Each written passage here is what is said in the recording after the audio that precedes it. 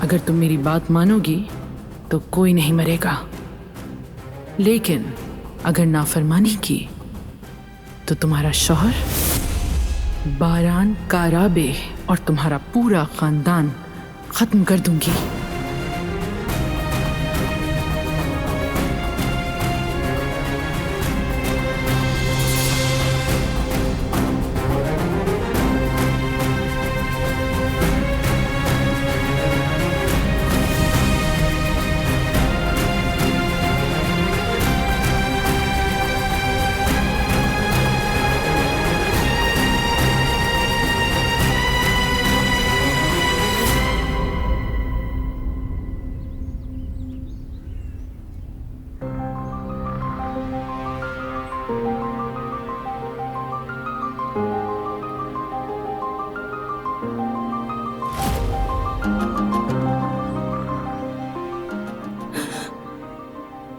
मैं उसके साथ ये धोखा कैसे कर सकती हूँ?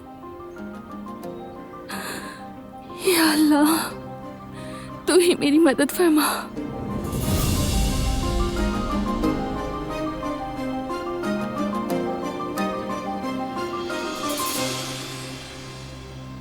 दिलान भाभी, सब खैरियत है ना? आप रो क्यों रही हैं? मैं तो नहीं रो रही। आप रो रही हैं। मैंने सब सुन लिया। उस औरत ने आपको धमकी दी? धमकी नहीं दी है मुझे, तुमने गलत सुना है। नहीं दिलान भाभी, मैंने सही सुना। उसने कहा था तुम्हें मेरी हर बात माननी पड़ेगी, और ये भी कहा था कि अंजाम तो तुम जानती हो। ये सब क्या हो रहा है? आखिर चाहती क्या है वो औरत आपसे? वो कुछ नहीं चाहती। बिल्कुल, अब सब कुछ समझ में आ गया। मैं हैरान थी दिलान भाभी बारान साहब को छोड़कर कैसे चली गई। इतना प्यार करने के बाद भला यूं कोई छोड़कर जाता है? ऐसी मोहब्बत यूं अचानक इस तरह खत्म नहीं हो सकती थी। तो असल में वजह ये थी, वो औरत आपको धमकियां दे रही थी।